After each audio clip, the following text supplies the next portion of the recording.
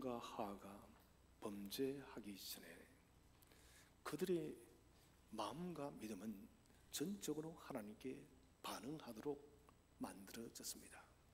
하나님께서 우리 인간을 창조할 때 원천적으로 하나님께 전적으로 반응하고 하나님의 말씀이 믿어지고 또 그 말씀에 순종하며 나아갈 수 있는 아주 좋은 모습으로 우리를 창조해 놨습니다. 특별히 우리에게 이성을 주실 때 그 이성은 병들지를 않았습니다. 소위 자유의지라는 것이죠. 이 이성은 정말 깨끗하고 바르고 하나님께서 기뻐하시는 온전한 병들지 않은 이성이었습니다. 이 병들지 않은 이성으로 인해서 우리는 하나님께 전적으로 반응할 수가 있었어요. 제가 성경 공부를 가르치면서 그렇게 말을 했습니다. 이때만큼 사람이 하나님을 믿는 데에서 쉬운 일은 없었다. 무슨 말인가? 그냥 우리의 모든 삶이 하나님께 나아가도록 하나님이 믿어지도록 우리가 그렇게 반응이 됐다는 거예요. 그것은 우리가 범죄하지 않았기 때문에 그랬습니다.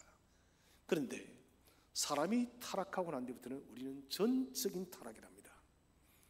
타락하지 않은 영역이 하나도 없다는 것입니다.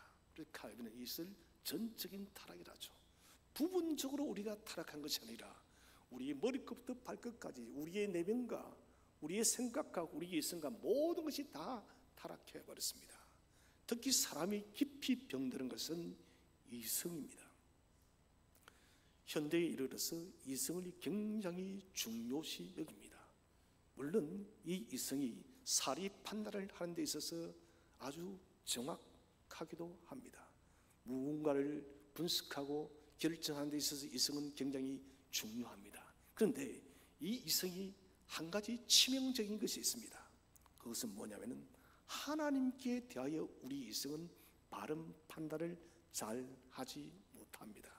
왜냐하면은 하나님의 말씀과 하나님에 대한 것들은 우리 이성을 뛰어넘는 일들이 너무 많기 때문에 그렇습니다.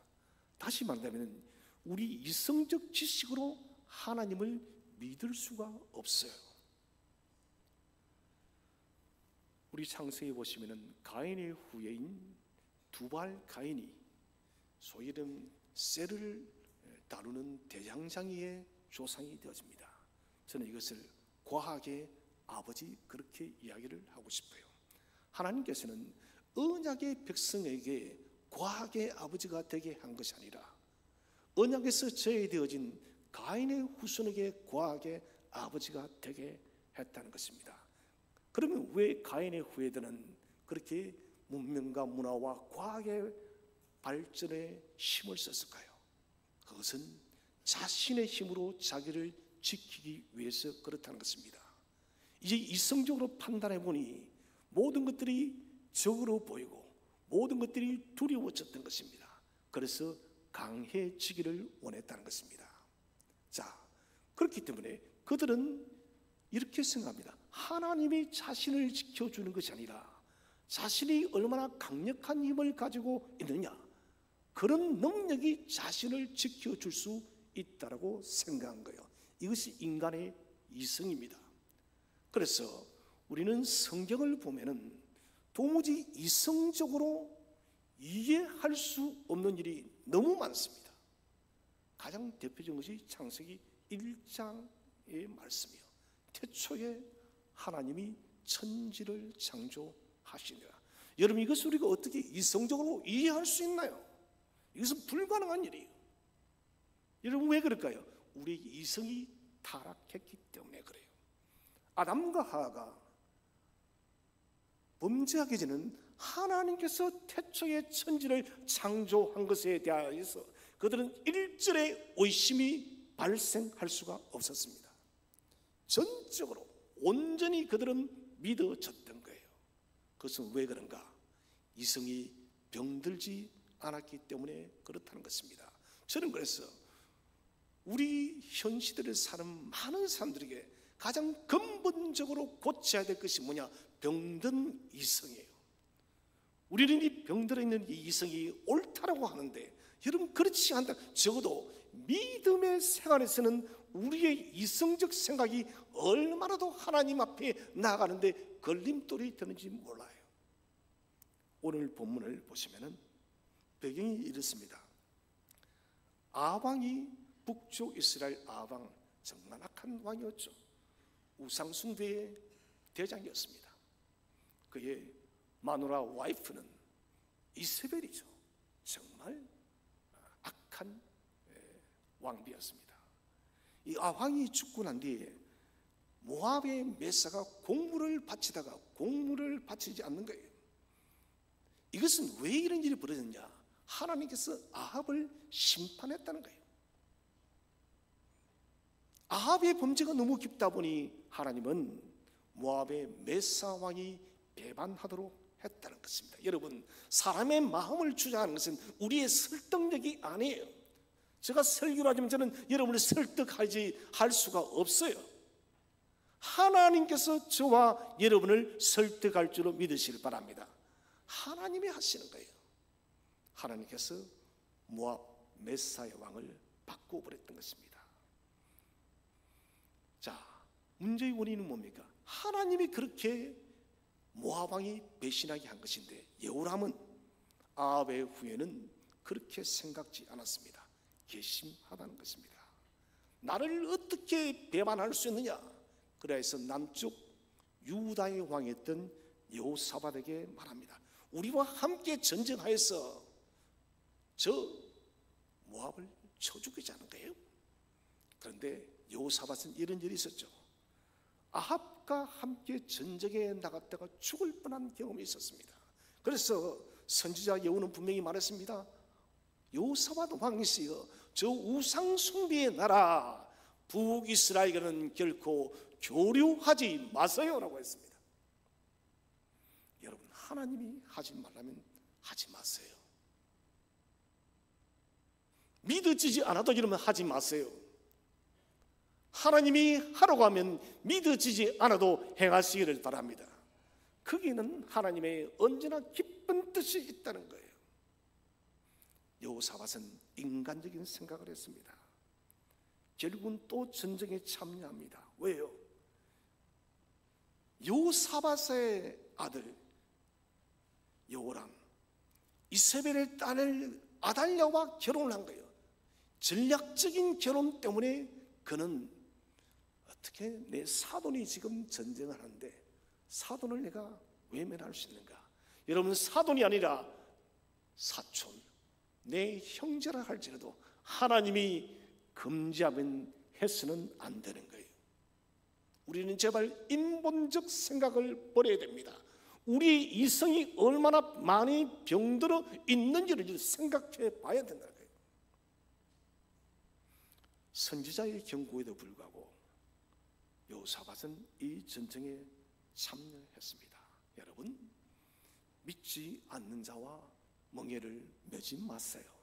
저는 어제 결혼식을 주례를 쓰면서 마음이 참 허무했습니다. 선남 선녀 그것은 말할 필요가 없는 것이지만, 제가 마음이 허무한 것은 믿음의 형제와 믿음의 자매가 결혼한다는 것이었어요. 요즘에는 여러분, 불신 결혼이 너무나도 보편화되어 있습니다. 그래서 제가 주례를 서주지 못할 때도 참 많아요. 여러분, 성경은 말합니다. 불신자와 멍에를 같이 매지 말라. 오늘 이 여호사밧이 불신자와 함께 멍에를 매다가 그는 또다시 심각한 위기에 처하게 되어집니다.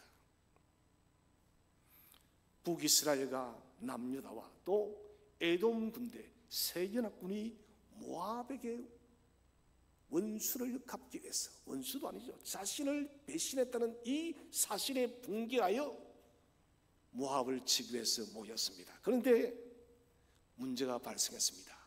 물이 없어서 모두 죽게 되었습니다. 여러분, 전쟁이라는 것은 목숨의 문제예요. 저는 부탁드립니다. 우리 인생에 여러분 중요한 일이 생기면 생길수록 하나님께 물으시기를 바랍니다. 하나님, 이거 아버지의 뜻인가요? 아버지의 뜻 맞나요? 비었어요. 아니, 우리 인생에 여러분 지극히 작은 일이라 할지라도 하나님께 묻고 그 일을 행하는 성도들이 되시기를 바랍니다. 자, 이제 물이 없습니다. 위기에 처하고 난 뒤에 그때서 비로소 그래도 그 중에 믿음의 사람 여호사밧이 하나님을 찾게 되어집니다. 여기에 우리가 물을 만한 선지자가 없느냐? 엘리사가 있다. 우리가 그 엘리사를 찾아가자. 그 사람에게 하나님의 말씀이 있을 것이다 하여서 엘리사를 찾게 되어집니다. 자, 그리고는 엘리사를 통하여 하나님은 모든 문제를 해결합니다. 여러분 기억하시기 바랍니다. 우리의 삶의 문제는 우리의 이성적인 능력과 물질과 어떤 권력과 여러분 경제력이 우리의 인생의 문제를 해결하는 것이 아니라 하나님의 능력이 우리를 품어주시고 우리의 문제를 해결하심을 믿으시기를 바랍니다. 자, 첫 번째 주제는 그리스도인의 삶의 원동력은 과연 어디에서 나올까요? 첫 번째로 그리스도인의 삶의 원동력은 오직 하나님으로부터 공급되어집니다. 무슨 말입니까? 하나님 외에 어디에서도 여러분 우리의 삶의 원동력은 나오지는 않습니다. 많은 사람들이 예수 믿는 사람들도 우리의 삶의 원동력을 물질에서 찾으려고 합니다. 여러분 물질 중요합니다. 경제력 중요해요. 교회도 여러분 물질이 있어야 됩니다. 그러나 그것이 원동력이 될 수 없습니다. 베드로의 고백을, 베드로의 선포를 기억하시기 바랍니다. 금과 은과 금은 없어도 내가 네게 없는 예수 그리스도의 이름으로 명하니 너는 일어나 걸어라. 내가 네게 주는 것은 은과 금이 아니라 내게 있는 것은 예수 그리스도니 예수의 이름으로 일어나 걸어라. 은과 금이 여러분 안전병기를 일으킨 것이 아니에요. 예수님이 일으킨 것입니다. 나 인생의 가부의 아들이 죽어서 여러분 장래의 행렬이 이루어져 나갈 때 여러분 그 죽은 청년을 일으킨 장본인은 오직 예수님의 능력의 말씀임을 믿으시기를 바랍니다. 세 명의 왕이 처한 지금 문제 사람의 힘으로 해결할 수가 없습니다. 우리가 알다시피 팔레스타인은 지리적으로 물이 아주 귀한 나라입니다. 여러분 북이스라엘과 남유다와 그리고 에돔 군대까지 모였으니 이 연합군의 수가 얼마나 많았겠습니까? 또한 짐승들도 물을 마셔야 됩니다. 사람도 마실 물이 없고 짐승들도 마실 물이 없고 여러분 몰삽니다. 전쟁도 치러지지 못하고 그들은 지금 죽을 위기에 처해 있다는 것입니다. 자, 이 위기를 자초한 원인이 뭡니까? 그것은 요람의 불신입니다. 하나님을 불신하고 하나님을 배척했던 요람의 불신앙이 결국은 이 인생의 위기를 자초했다는 것입니다. 분명히 여러분 모압 왕이 배신한 것은 그들의 악한 행동 때문이었어요. 그들의 아버지 그의 아버지 아방의 악한 행동 때문에 하나님은 심판을 한 거예요. 여러분 일이 막히면은 물어야 됩니다. 하나님 왜 이 일이 막히나요? 왜 이 일은 이렇게 험난하나요? 여러분 막힐 때는 죽게 물어야 돼요. 누군가 갑자기 여러분 나의 인생의 적이 되었다면 물어야 돼요. 어제까지는 나의 가장 친한 부시였고 그리고 나의 편이었는데 그 사람이 갑자기 이름 돌아섰어요. 그렇다면 물어보세요. 하나님 왜 이 사람이 이렇게 되었나요? 내게 무슨 문제가 있나요? 여호람은 묻지 않았다는 것입니다. 그는 생각했습니다. 괘씸해. 어디 나를 배신해. 하나님이 없는 악한 왕의 말입니다. 여호람은 그토록은 하나님을 섬기는 척했습니다.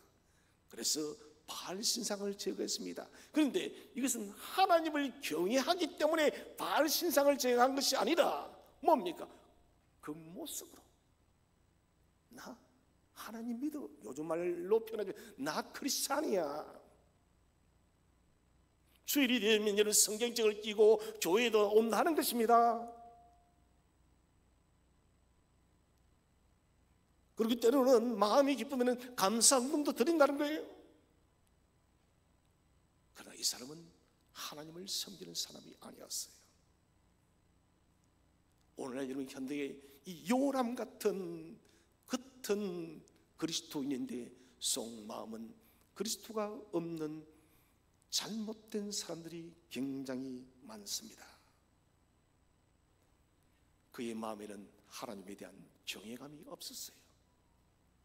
불행 중 다행인 것은 이 위기의 시간에 경건한 왕, 물론 저는 이 여호사밧이 경건하다는 말을 붙이지만 그렇게 붙이고 싶지 않아요. 왜냐하면 사람이 줏대가 없어요. 선지자가 가지 말라고 했으면 가서는 안 돼요. 여러분, 하나님이 말씀하시면 인간적인 말에 매이지 마시기를 바랍니다. 하나님 말씀하시면 인간적인 말에 우리가 희 돌리게 되면 반드시 위기에 처할 수밖에 없습니다. 하나님께서 그래도 여호사밧을 기억합니다. 지금 연합군이 물이 없는 이 지역은 어떤 곳이었냐면은 이스라엘이 애굽을 벗어나서 광야길을 걸을 때 모세가 반석에서 그 반석을 쳤을 때 물이 나왔던 지역이었습니다. 아마도 여호사밧은 생각했을 거예요. 경건했으니, 그래도 하나님을 믿었으니 율법을 어느 정도 알고 있었을 것입니다. 아, 맞아. 여기는 우리의 조상 모세가 반석을 쳤을 때 물이 나왔던 곳이야. 그렇다면 하나님의 사람이 있다면 이곳에서 다시 물이 나올 수 있을 것이다. 여러분 기억나십니까? 야곱이 우물을 팔 때 누구의 우물을 파나요? 그의 아버지 이삭이요. 아브라함이 팠던 우물을 이삭은 팝니다. 왜 그럴까요? 그것은 그의 아버지가 이미 하나님께 주신 그 우물이었기 때문에 그것은 반드시 파면은 물이 나오는 것이에요. 우리는 그래서 우리의 삶의 옛적에 행하였던 하나님의 은혜를 잊어서는 안 됩니다. 그래서 우리가 위기에 처할 때마다 내 인생에 이런 위기가 찾아왔을 때 하나님은 이때도 이렇게 나를 도와주셨지, 그 사실을 기억해야 됩니다. 우리 한번 성경을 읽어보겠습니다.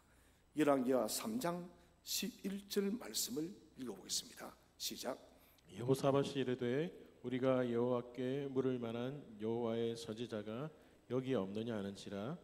이스라엘 왕의 신하들 중에 한 사람이 대답하여 이르되 전에 엘리야의 손에 물을 붓던 사밧의 아들 엘리사가 여기에 있나이다 하니, 여호와께 물을 만한 여호와의 선지자가 여기 없느냐? 여러분, 갑자기 삶의 문제에 봉착되진 반드시 여러분 오늘 이 말씀을 잊지 마시기를 바랍니다.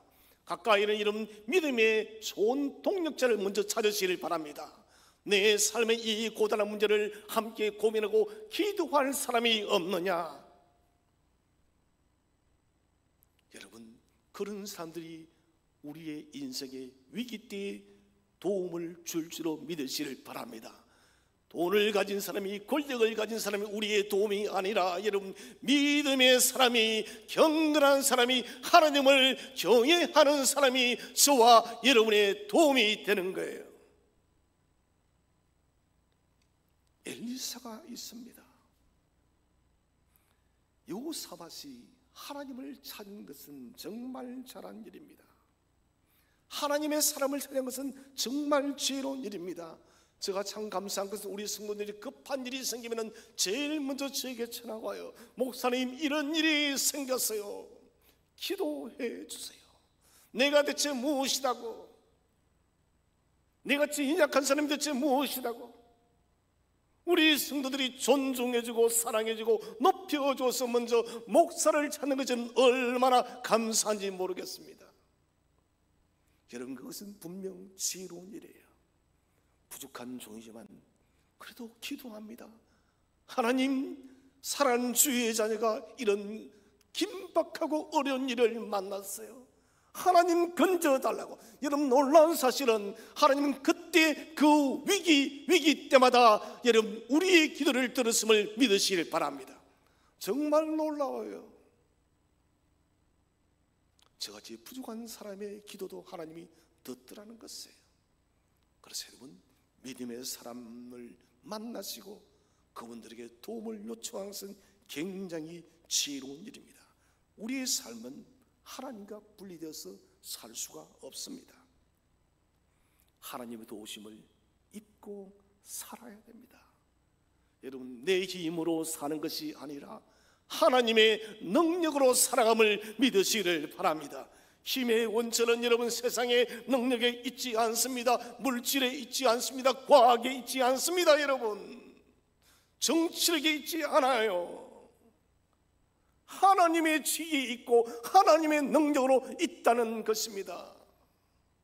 이 사실을 잊지 마세요. 여러분, 대한민국이 살아나는 것도 여러분 좋은 정치도 있어야 되겠지만 근본적으로 하나님이 도와야 될 줄로 믿으시길 바랍니다. 하나님이 도와주셔야 돼요. 찾고 구하는 것은 위기의 길을 돌파하는 중요한 열쇠입니다. 여호사밧은 문제를 하나님의 사람 엘리사에게로 가져갑니다. 하나님은 여러분 자신의 문제를 하나님께 가져오는 사람을 기뻐하십니다. 언제나 그래요. 그 문제가 무엇이든, 내 인생의 문제가 아무리 크든 작든 간에 내가 비록 잘못하고 나로 인해서 발생한 나의 문제라 할지라도 하나님은 그 문제를 내려놓을 때 기뻐하시는 하나님이세요. 제가 참회 기도 때 오라 우리가 서로 변론하자, 여러분 선지자 이사야가 말합니다. 너희의 죄가 종같이 붉을지라도 주께서 용서할 줄로 믿으시길 바랍니다.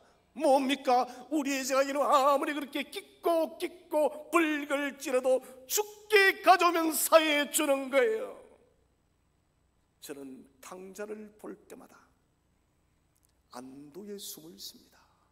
물론 제가 탕자보다 낫다는 것은 아니에요. 그러면 냉정하게 좀 이야기해서 탕자만큼은 살지는 않았으니까요. 그렇지 않나요, 여러분? 여러분 다 그렇지 않습니까? 탕자보다는 좀 낫죠. 탕자는 천국 가서 좀 미안하다 합시다, 여러분. 그래서 좀 낫잖아요.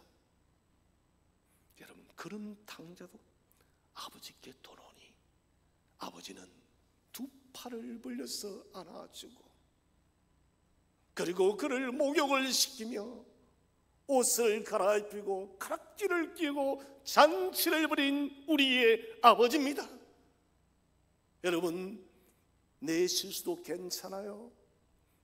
나의 문제도 괜찮아요. 나의 잘못이도 괜찮아요. 하나님께 가지고 나가시기를 바랍니다. 우리는 이 속에서 우리의 생활 방식을 살펴보아야 됩니다. 우리도 오늘 연합 군대가 물이 없어서 다 죽게 되어진 이런 절망적인 문제를 만날 수가 있습니다. 인생의 심각한 유라굴라 광풍을 만날 수가 있다는 것이에요. 인생길에 물이 바짝 말라버린 삶의 위기를 우리가 만날 수가 있다는 거예요. 그때 여러분, 위기는 하나님께로 돌아가는 기회입니다. 위기는 하나님을 만나는 기회임을 확신하시기를 바랍니다. 하나님은 우리에게 위기를 허용하심을 통하여 우리가 하나님께 나아오기를 촉구하고 있습니다. 여러분, 하나님을 늘 가까이 하시기를 바랍니다. 하나님을 가까이 해야 돼요. 우리가 하나님 앞에 엎드릴 때 경험합니다. 그때 하나님은 우리를 도와주시는 거예요. 야곱이 야복 강가에서 그런 하나님의 천사와 씨름을 합니다. 자신의 위기 앞에서 씨름한다는 것은 무엇을 말합니까? 아버지, 내 형이 나를 죽이려 해요. 아버지, 어떻게 해요? 하나님, 하나님 나 좀 살려주세요. 여러분, 이것이 씨름의 기도예요. 하나님은 야곱을 외면하지 않았습니다. 얍삭한 야곱이었지만은, 정말 죄가 많은 야곱이었지만 하나님은 그런 야곱도 용납하신 하나님이에요. 사랑하신 성도 여러분, 위기는 하나님의 도움을 경험하는 시간임을 믿으시기를 바랍니다. 우리 모든 힘의 원천은 오직 하나님의 능력으로부터 임하는 거예요. 두 번째 주제는 하나님의 음성이 들려올 때 어떻게 행동해야 될까요? 첫 번째로 하나님의 음성을 전적으로 수용하시기 바랍니다. 자, 엘리사를 통해서 주어지는 하나님의 응답이에요. 엘리사가 수고미를 연주하면서 하나님의 성령의 감동이 되어집니다. 요즘 말로 이르면 성령으로 충만했다는 거예요. 이것은 엘리야가 말하는 것이 아닙니다. 하나님의 성령이 엘리야를 통하여서 역사하는 겁니다. 너희는 이 골짜기의 개천을 많이 팔아. 자, 사실 요람을 바라본다면 이 사람은 하나님의 은혜를 입을 자격이 없어요. 오늘 엘리야서도 그런 말을 하죠. 내가 너희의 요청을 듣는 것은 여호사밧 때문이다. 저는 이 사실을 생각할 때마다 그리스도인 한 사람이 얼마나 중요한지를 생각하게 되십니다. 여러분, 하나님께서 이 세상을 단번에 심판하고 싶다가도 저와 여러분 한 사람의 그리스도인 때문에 있냐는 줄로 믿으시길 바랍니다. 저거 죽여버리고 싶어도 하나님은 우리 때문에 그 사람을 불쌍히 여긴다는 거예요. 오늘 이 연합군대 다 쓸어버리고 싶지만은 여호사밧 한 사람 때문에 이 연합군을 살리는 거예요. 하나님께서 골짜기를 많이 바랍니다. 자, 이것은 하나님의 놀라운 계획이 있습니다. 이 골짜기를 많이 파괴되어지면 골짜기가 웅덩이처럼 되어집니다. 그곳에 하나님은 물을 채우겠다는 거예요. 너희가 지금 가장 심각한 문제인 물을 내가 너희가 판 웅덩이에 가득 채워줄 것이다. 바람도 불지 않아요. 바람이 불어야 고대 건너온 비가 옵니다. 조그만 비 한 방울도 떨어지지 않습니다. 하나님의 방법은 알 수가 없어요. 이승의 안테나를 아무리 높이 세워도 하나님의 방법은 도무지 알 수가 없어요. 여러분, 그럴 때라도, 그런 순간이 찾아와도 우리의 이승이 도무지 깨달아지지 않아도 하나님이 말씀하시면 믿으시기를 바랍니다. 그게 여러분 능력이에요. 구원의 빛이 보이지 않아도 구원의 빛은 빛나고 있습니다. 골짜기를 파는 일은 우리의 해야 될 일이에요. 하나님의 음성에 순종해야만 역사가 있다는 것입니다. 우리는 하나님의 기적을 담기 위한 준비만 하면 됩니다. 열왕기하 3장 20절을 한번 읽어보겠습니다. 시작. 소재들을 때에 물이 에돔 쪽에서부터 흘러와 그 땅에 가득하였더라. 할렐루야. 여러분 믿으십니까? 물이 소재를 들을 때 물이 에돔에서부터 흘러와 그 땅에 가득하였더라. 바람도 불지 않습니다. 구름도 뀌지 않았습니다. 그러나 하나님은 여러분 비를 내리실 수 있는 분이심을 믿으시기를 바랍니다. 비를 내리시고 물을 채우시는 분이세요. 아침에 드린 소재가 하나님께 연락이 되었습니다. 하나님은 물을 에돔 편에서 물이 흘러나오게 하였습니다. 자, 이것을 보니까 비가 아닌 것 같아요. 그냥 갑자기 물이 흘러내린 거예요. 비라도 내렸으면 좀 일을 하겠는데 그냥 물이 흘러내렸습니다. 살아신 성도 여러분, 부분적으로 순종해서는 안 됩니다. 전적으로 순종해야 돼요. 이것은 성경에 여러분 너무나도 많이 나오고 있습니다. 전적으로 순종할 때 하나님의 역사가 일어나는 거예요. 우리의 삶 속에 하나님의 기적들이 많이 나타나지 못하는 이유는 우리의 전적 순종이 약하기 때문에 그래요. 두 번째로 하나님의 응답에 대비하도록 넓게 준비해야 됩니다. 자, 개천을 많이 파랍니다. 한두 개의 개천을 많이 파는 것이 아닙니다. 물을 채울 웅덩이를 많이 만들어라. 비 한 방울 내리지 않습니다.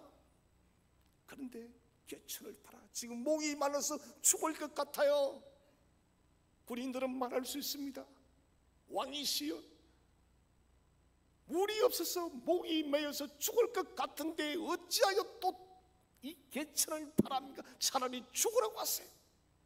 이렇게 말을 하는 것이 어쩌면 상식적입니다. 그러나 여러분, 그래도 파야 됩니다. 한두 개를 파고 말아서는 안 됩니다. 이것은 불신앙의 행동입니다. 개천을 많이 파는 그 의미 몰라도 여러분 괜찮습니다. 여러분, 주님이 뭔가를 명령하면 그 의미를 이해하지 못해도 괜찮습니다. 이해하지 못하고 순종해도 되는 거예요. 여러분, 주님은 그때 역사하는 거예요. 하나님께서 많이 파라고 하시면은 우리가 할 일은 그냥 믿음으로 순종하는 것입니다. 그때 여러분, 하나님께서 역사하는 거예요. 하나님께서 여러분 물을 채우시는데 우리가 개천을 하나밖에 파지 않았다면 그 사람들은 하나의 개천에 밖에 물을 채울 수밖에 없는 거예요. 우리 한번 성경을 읽어보겠습니다. 시편 81편 10절 말씀입니다. 시편 81편 10절 시작. 나는 너를 애굽 땅에서 인도하여 낸 여호와 내 하나님이니 내 입을 크게 열라 내가 채우리라 하였으나. 내 입을 크게 열라 했습니다. 작게 열라 하지 않았습니다.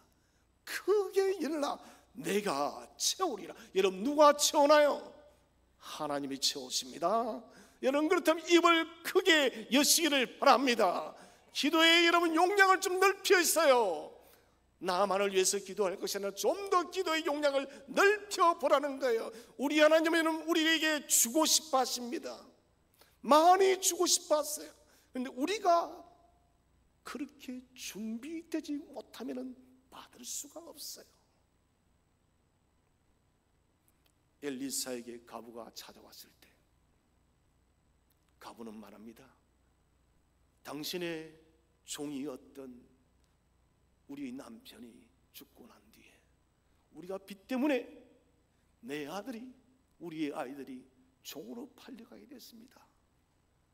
엘리사 선지자님, 어떻게 하면 좋겠습니까? 여러분 다 알잖아요. 뭘 합니까? 너는 집에 가서 그릇을 빌릴 수 있는 데까지 빌려라. 여러분, 만약 가부가 그 말을 그대로 믿지 않고 그릇을 빌려서 못하게 아무것도 빌리지 않았다면 그에게는 기적이 일어나지 않아요. 한 개, 두 개 빌리고 너무너무 힘들어, 아니 내 문제를 해결해 달라 했더니 그릇을 빌리라니 하고 한두 개 빌리고 말았다면 그녀는 기적이 일어났을 때 기름을 한두 그릇만 채우고 말았을 것이에요. 여인은 빌릴 수 있는 데까지 다 빌렸어요. 온 농리를 따르면서 그 뜨거운 태양빛을 맞으면서 자녀의 문제가 정말 온몸을 짓누르는 그런 고통을 가지면서 그녀는 그릇을 빌렸던 거예요. 엘리사가 왜 그 그릇을 빌리는지 이유는 몰라도 괜찮습니다. 주의 종이 말했기 때문에 그냥 순종하는 거예요. 그런데 놀라운 일이 벌어집니다. 갑자기 기름이 쏟아지는 거예요. 기름을 채워도 끝이 없습니다.